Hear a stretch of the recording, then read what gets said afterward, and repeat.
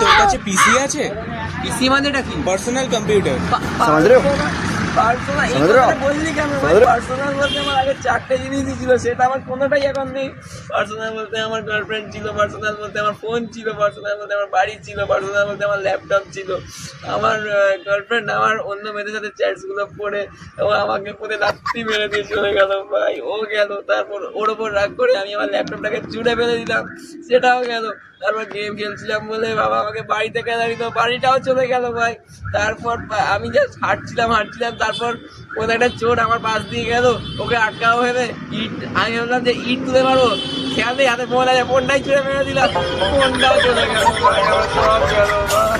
এখন পার্সোনাল বলতে ভাই আমার নিজের শরীরটাই পড়ে আছে, সেইটাও কবে চলে যাবে কোনো ঠিক ঠিকানা নেই ভাই। ঠিক আছে, তুই আমার সাথে চল। কোথায়?